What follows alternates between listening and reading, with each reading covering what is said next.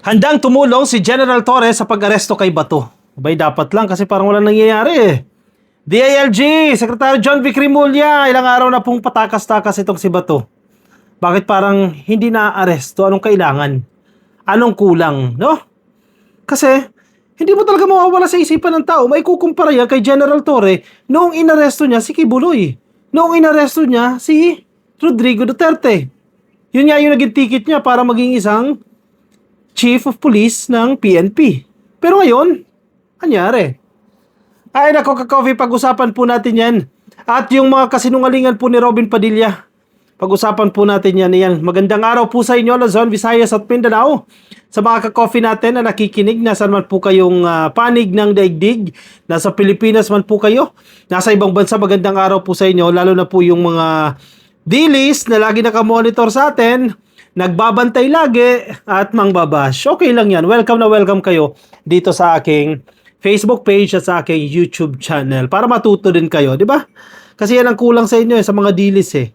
Sige, pag-usapan natin itong kay General Torre kasi nagkaroon po ng isang parang kapihan sa Manila Hotel, no? Ayan oh. Sa bilyonaryo yan. Di natin gawa-gawa yan. Part pa rin naman ako ng gobyerno eh. Sabi ni General Torre ha. Kaya in terms of manhunt, pwede talaga kaming sumali. Ikaw ano sa tingin mo? Dapat bang itap si General Torre at tumulong para arestohin itong si Bato? We have to remember, si Bato hindi basta-basta pugante yan. Dating Chief of Police yan, hepe ng Philippine National Police. At the same time, incumbent po. Currently, siya po ay senador ng Pilipinas.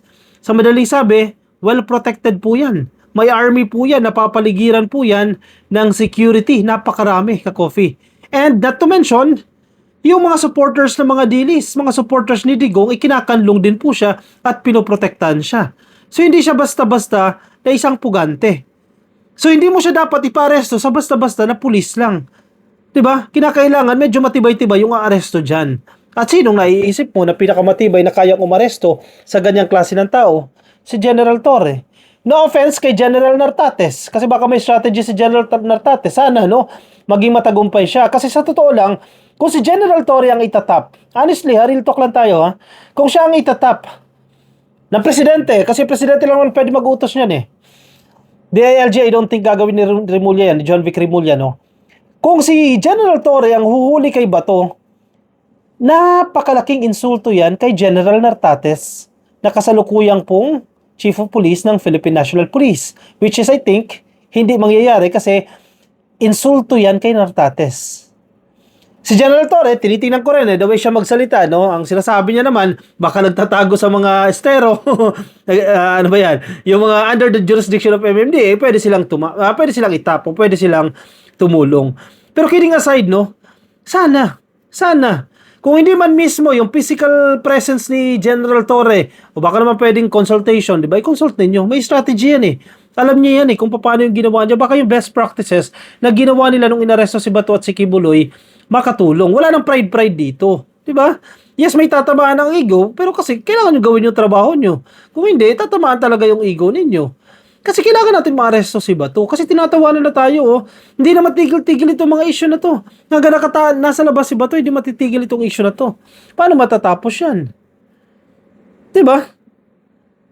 May nabasa nga ako kagabi, parang kailangan matapos na itong impeachment ni Sara Duterte. Hindi kalimutan ko kung sino nagsabi, no?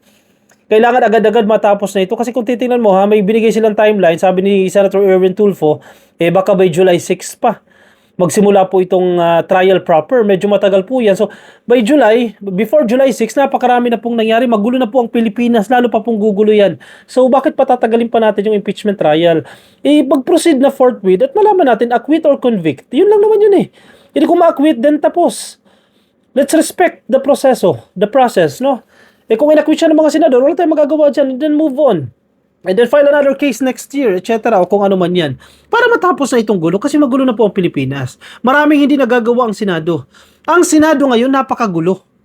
Sa totoo lang, ang gulo-gulo ng Senado. Yung 13 na yan, yung Judas 13, Duterte 13, magulo eh.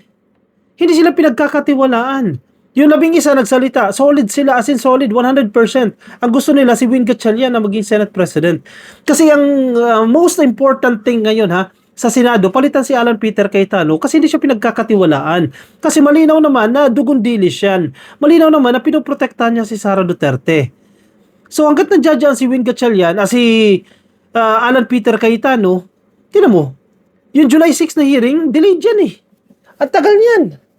So palitan yan ng medyo matinutino. I think agree ako dyan kay Win Gatchalian. Mukhang mas may puso yan at mukhang mas objective yan. Palitan si Cayetano para umusad itong impeachment trial. Dahil kinakailangan na talaga mag-proceed. Napakatibay ng ebidensya. Diba? Bagsak ang tiwala sa Senado. Mag-proceed sa trial. Huwag nang i-delay para makapagpahinga na rin tayo. Yung Pilipino makapagpahinga na rin at makapag-focus na sa mga dapat gawin. Kasi naantala oh. Yung pag-asenso ng Pilipinas naantala, napupunta dito sa mga issue na yan. Hindi namin kagagawan yan ng mga content creator, kagagawan yan ng mga players. Ng mga main players dyan, yung mga senador, mga mambabatas. Si Sara Duterte mismo, kung mag-resign na lang yan, edi tapos na sana. Diba? Kailangan palitan si Alan Peter Cayetano agad-agad. O 11 solid yan, no? I-pressure pa natin, mga ka-coffee, no? I-pressure pa natin yung mga senador na nandiyan sa Hudas 13, ay sa Duterte 13. O, lumipat kayo sa mas matinong side. Ang options niya si Loren Legarda. Loren Legarda, baka naman pwede magising ka, lipat ka sa kabilang side, para tumahimik na ang bansa. Kailangan umusad itong impeachment trial dahil hindi matatahimik ang Pilipinas unless mapagdesisyonan itong kaso ni Sara Duterte. Okay, let's proceed kay Robin Padilla. Ito namang si Robin Padilla, ubod ng kasinungalingan. Na mga first days, hindi pa siya nagsasalita eh. In-interview siya sa TV, in-interview siya ni Mel Chanco, ni Jessica Soho. Jessica Soho ba yun? Basta marami nag-interview sa kanya eh. Ayaw niyang sabihin kung sino yung kasama ni Robin ni Bato de la Rosa noong lumabas po sila ng Senado. Not confirming nor denying, di ba? Ngayon, may bago na siyang script. Kasi alam niya, obstruction of justice yan. Alam niya na posible siyang makasuhan at posible siyang makulong. O, iba na linyahan niya ngayon, no? Iba niya na sinisigaw ngayon. Ang sabi ni Senator Bato, si Robin nagsasalita ha, sasabay na ako. Alangan naman tanggihan ko yon, walang sasakyan si Senator Bato dahil inihatid lang siya sa Senado ng sasakyan ni Senator Alan Peter Cayetano. Kasinungalingan number 1. Bakit sa iyo magsasabi? Sino ba nagdala sa kanya dyan? Edi si Cayetano, di ba? Kaninong responsibility yan? Edi si Cayetano magbigay sa kanya ng sasakyan. Pangalawa, una yan ha, dapat hindi umiksena si Robin Padilla dyan. Pangalawa, bakit walang sasakyan na binigay si Cayetano? Kasi, under Senate Protective Custody. Ang alam ni Cayetano, I think, hindi ko pinagtatagol si Cayetano dyan. Pero based on my understanding doon sa agreement nila with the NBI, nasa Senate Protective Custody yan. So, hindi niya kailangan ng sasakyan. Kasi nga, dapat dyan siya nakakulong. Actually, not kulong, nakadetain. Sige, pag-uwi natin yung term, o nakabilit. Nandiyan lang dapat siya sa Senado, kaya nga walang sasakyan eh. Kasi nga, under the Senate Protective Custody. Mapuls ka ba, Robin Padilla? Alam na alam nyo yan. Ikaw nga nagsumbong na nandiyan ang NBI eh. I don't think na hindi mo alam na nagkaroon ng arrangement ang Senado sa pamamagitan ni Senate President Alan Peter Cayetano at ni Director Melvin Matibag ng NBI na isa sa ilalim sa Senate Protective Custody si Bato. Pero bakit mo pinalabas? Tapos ngayon sasabihin mo, nakisakay eh. Hindi niya matanggihan kasi walang sasakyan. Bawpols talaga to. Wala talaga sasakyan yan. Kasi dapat nandyan siya, nakapreso siya dyan. Hindi niya raw tinanong kung saan pupunta. O, drop off niya lang along Makati o around Makati. Kasi nungalingan ninyo. Bakit kay Robin Padilla sumabay? Kasi masiga eh. Maangas si Robin Padilla eh. Hindi ko alam kung totoong maangas pero isang sigaw lang nakikipangilinan, umatras siya. Di ba? Maangas eh. Sabi niya, hindi kami tumakas. In fact, may mga pulis pa. Alam ba ng mga pulis na nandiyan? Nakatago nga ni. Hindi nga nakita sa CCTV. No, tinted pa yung sasakyan. Paano makikita? Nakatago. Hindi talaga kayo harangin eh. Robin Padilla kay. Senador kayo. Siga ka. Ikaw nag-drive eh. Paano kayo harangin? Kung nakaluhod si Bato doon sa ilalim. O kung nasa trunkman si Bato, etc. Paano kayo harangin? Ikakampi nyo yung mga tao dyan sa Senado. Hindi nyo ngayon naman inalaw ang NBI dyan. Ayaw nyo nga papasukin dyan. Hindi talaga kayo harangin kasi kakampi nyo yan eh. Ngayon na nabuko na kayo, may bago na kayong linya, may bago na kayong script. Niloloko niya naman taong bayan. Si Robin Padilla, akala niya, ang mga tao ay kasing bobo niya. Diba? Mabilis mag-invento ng kasinungalingan, akala niya, i-absorb agad ng taong bayan yan. Mga DDS siguro, pwede niyang mabola kasi kapwa niya. Pero yung mga tao, sino ba naman maniniwala sa'yo? Kasi nakisakay lang eh. Isang puganto niya, kasakay lang oh. Yung sinakay niya. Malinaw naman na magkaibigan kayo at pinoprotektahan mo si Bato. Yun lang yun eh. Bakit ayaw pang aminin? Kaya naman, may pananagutan ka dyan. Kahit anong kasinungalingan mo pa dyan, hindi kakagatin niya sa korte. May pananagutan ka dyan, tinakas mo pa rin, kinanlong mo pa rin yan. Senator Ronald Bato de la Rosa, bumaba ubuan sa Makati nang makisabay sa sasakyan ni Senator Robin Padilla paalis ng Senado noong May 14, 2026. Wala siyang kawala dahil lumabas yung CCTV footage, lumabas yung video na nakuna ng grupo ni Bam Alegre ng GMA. Wala siyang kawala eh. Nakabantay yung camera, lahat ng lumalabas nakukunan eh. Hindi na rin daw nagtanong kung saan ito pupunta. Imposible, imposible. Magulo kayo dyan sa Senado, magkaibigan kayo dyan, hindi mo siya tatanungin saan ka pupunta pare. Di ba? Ibinaba mo lang siya somewhere else. Imposible. Ang sabi ni Senator Bato, sasabay na ako. Alangan naman tanggihan ko yun. Walang sasakyan si Senator Bato dahil inihatid lang siya sa Senado ng sasakyan ni Senator Alan Peter Cayetano. Sinabi ni Padilla sa isang pahayag kung saan pinabulaanan niya ang aligasyon na itinakas niya si De La Rosa. Kalokohan mo, Robin Padilla. Ano na?